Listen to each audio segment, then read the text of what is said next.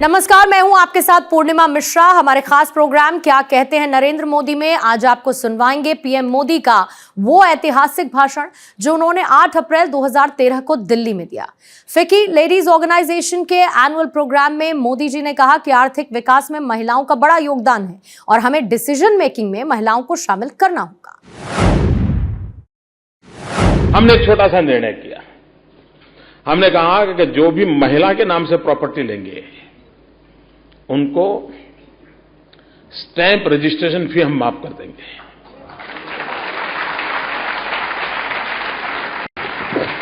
उसका परिणाम यह आया, सरकार की तिजोरी पर तो पिछले कुछ वर्षों में 550-600 करोड़ का हमारा नुकसान हो गया, लेकिन लाखों परिवारों में प्रॉपर्टी महिलाओं के नाम खरीदी गई। और ये बात सही है, अगर आर्थिक सामर्थ्य होगा तो निर्णय में भागीदारी होगी, आर्थिक सामर्थ्य नहीं होगा तो निर्णय में भागीदारी नहीं होती है। कभी कभी मुझे लगता है कि बच्चे को स्कूल भेजते हैं और पति का नाम, पिता का नाम लिखा जाता है। क्या कभी सोचा बच्चे का जन्म होता है तो 9 महीने तक परेशानी मां झेलती है, पैदा होने के बाद रात दिन सोना छोड़ करके उसकी देखभाल करती है, बच्चा भूखा है तो मां खा नहीं सकती है, लेकिन वही बच्चे को स्कूल भेजें तो मां नॉन एंटिटी है। मतलब हमने एक छोटा सा निर्णय किया कि स्कूल में बच्चों को दाखिल करेंगे, मां का नाम पहले लिखा जाएगा, बाकी सब बाद में प्रोसेस जो करना चाहिए। चीजें छोटी छोटी हैं, लेकिन हमने एक मनोवैज्ञानिक तरीके से इस एम्पावरमेंट विषय को समझना होगा और जीवन के हर व्यवहार में इन चीजों को किया जा सकता है। और अगर हम इसको करते हैं तो उसके कारण एक शक्ति का भी उजागर होना बड़ा स्वाभाविक होता है और उसका परिणाम आता है। शासन में इतने परसेंटेज दिखना फलाना वो तो होता रहता है। महिलाएं कैसा कमाल करती हैं, मैं कुछ उदाहरण देना चाहूंगा। एक बार मुझे हमारे यहां डाकोर एक तीर्थ क्षेत्र है, उसके नजदीक के गांव से कुछ बहनें मिलने आई, तो मैं उनसे मिला। 17-18 बहनें थी और ये मैं कोई 8-9 साल पहले की बात कर रहा हूं। वो बहनें मुझे मिलने आई तो उस गांव ने एक बढ़िया निर्णय किया था। ये रिजर्वेशन सिस्टम के कारण उस गांव में पंचायत के प्रमुख के नाते उस समय महिला की बारी थी, तो नेचुरल कोर्स में कानूनन महिला गांव की सरपंच बनने वाली थी। लेकिन गांव ने निर्णय किया कि भाई अगर एक बहन सरपंच बनने वाली है और 1/3 बहनें जीत करके आने वाली है, क्यों ना इस बार 5 साल के लिए सारा कारोबार महिलाओं को दिया जाए। और हैरानी की बात है, किसी पुरुष ने चुनाव में अपना नामांकन नहीं भरा। वो पुरुषों को बधाई दो।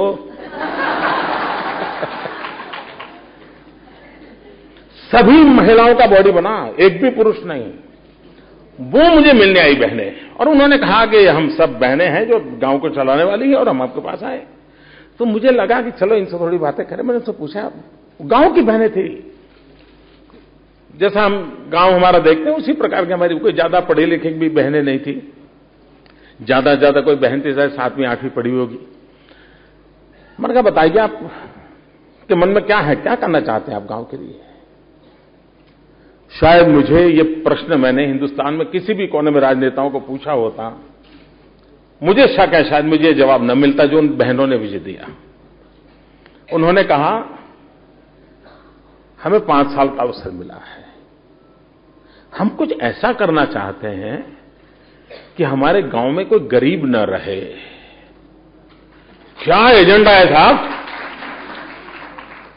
मैं इतना प्रभावित हो गया उन बहनों से कि गांव में काम करना है तो क्या कर रहा है, बोले साहब हम कुछ इकोनॉमिकल एक्टिविटी करना चाहते हैं, कुछ ऐसा करना चाहते हैं गांव में कोई गरीब न रहे। मैं समझता हूं कि इससे बड़ा कोई एजेंडा नहीं हो सकता। एक गांव के लोगों के मन में आएगा भी बाकियों का जो हो, मैं ये कुछ करना चाहता हूं। खैर उन महिलाओं से बात करने से मुझे मन में विचार आया और क्रेडिट गोज टू उन माताओं को। और हमने सरकार में एक योजना बनाई कि जो गांव चुनाव में सभी महिलाओं को पसंद करेगा उस गांव को स्पेशल स्टेटस देंगे, स्पेशल ग्रांट देंगे।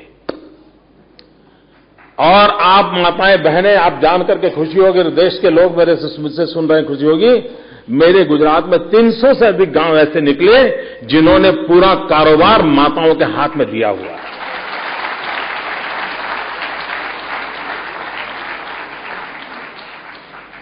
हमने उसको स्पेशल ग्रांट दी, अधिकारियों को लगाया, कुछ महिला अधिकारियों को लगाया, उनकी स्पेशल ट्रेनिंग की।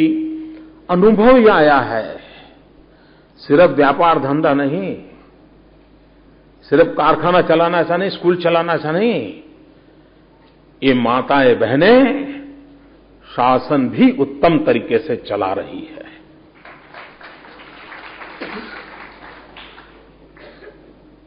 उस गांव के लोगों का विश्वास बना है। और कुछ गांव ऐसे हैं कि जिन्होंने दूसरी टर्म भी यही किया।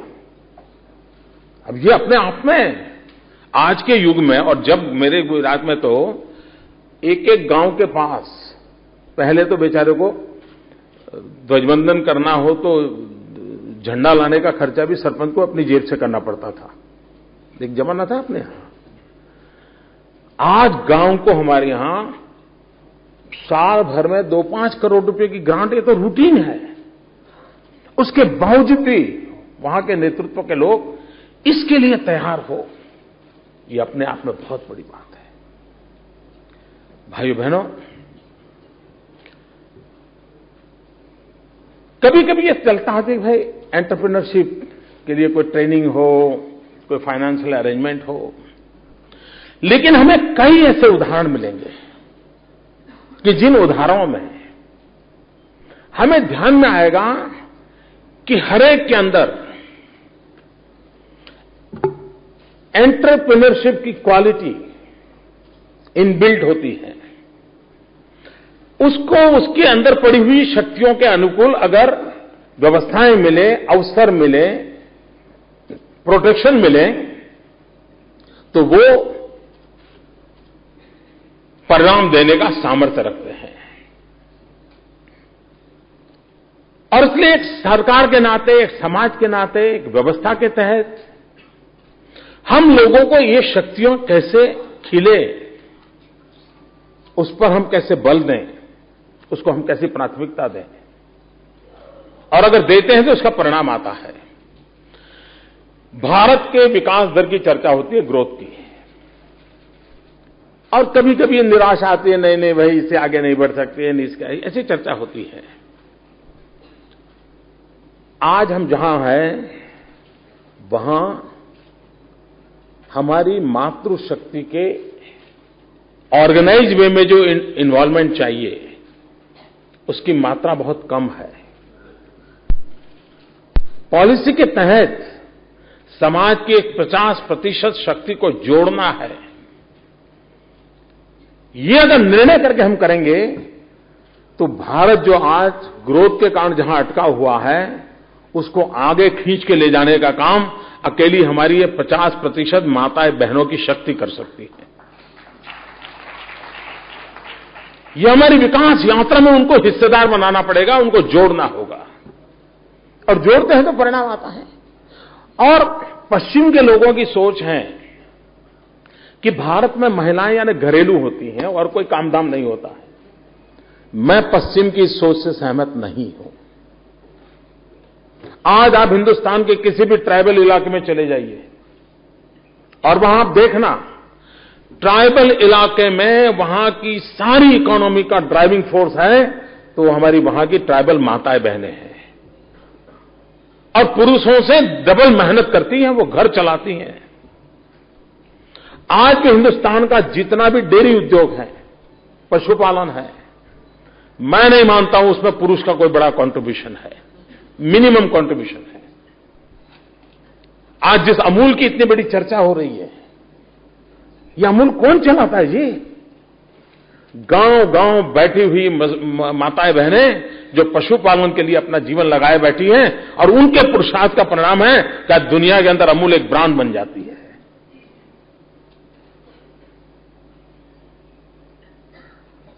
यानी इसका मतलब यह नहीं है कि भारत में महिलाएं आर्थिक विकास यात्रा में कहीं है नहीं, ऐसा नहीं है। लेकिन जो कमी है वो कमी यह है कि ये सब करने के बावजूद भी वो डिसीजन मेकिंग प्रोसेस में पार्टनर नहीं है। घर में भी देखा होगा, बाप और बेटा बिजनेस की चर्चा करते हो, कोई नए डीलिंग की चर्चा करते हो, और इतने में मां चाय लेकर के आई हो और 2 मिनट खड़ी होकर के बात सुनने की कोशिश करे, तो बाप क्या बोलता है? अरे अरे तुम काम करो, जाओ किचन में जाओ, हम जरा बात करते हैं। यानी जोड़ते ही नहीं है। जरा बताओ तो जरा, सही बोल रहा हूं ना? हाँ, तो ये बदलाव लाना है। हमने उनको निर्णय प्रक्रिया में जोड़ना होगा, और डिसीजन मेकिंग प्रोसेस में जितनी उनकी भागीदारी बनेगी उतनी ही शक्ति बढ़ने वाली है। जहां तक एंटरप्रेन्योरशिप का सवाल है, आप मुझे बताइए, किसी छोटे मोटे उद्योगकार का इतनी बड़ी मात्रा में मल्टीनेशनल पिज्जा हट मानो आ गए हो, उसके काम में कोई टिक सकता है क्या? टिक सकता है क्या? नहीं टिक सकता ना। मैं आपको उदाहरण देता हूं। अहमदाबाद में हमारे यहां एक जसूबेन के पिज्जा बहुत पॉपुलर है। जसूबेन के पिज्जा, और पिज्जा हट के बगल में अगर उसका आदमी स्टॉल लेकर के खड़ा है, तो हमारे यहां पढ़ा लिखा नौजवान होगा तो भी जसूबेन के पिज्जा को हाथ लगाता है, उधर नहीं लगाता है।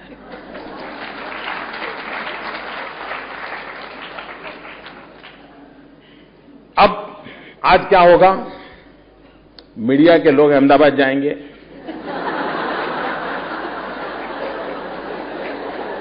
वो ढूंढेंगे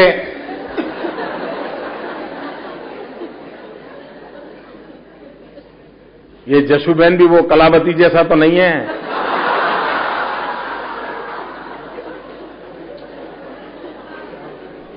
और इसलिए मैं कह दूं मीडिया के मित्रों को, उन जसूबेन का 5 साल पहले स्वर्गवास हो गया। आखिरी सांस उन्होंने पुणे में ली, लेकिन उस अकेली औरत ने, उस महिला ने अपने परिश्रम से, और जसूबेन को गए 5 साल हो गए, उसके बावजूद भी आज भी जसूबेन के पिज्जा बहुत बड़ा मार्केट कैप्चर करके चल रहे हैं।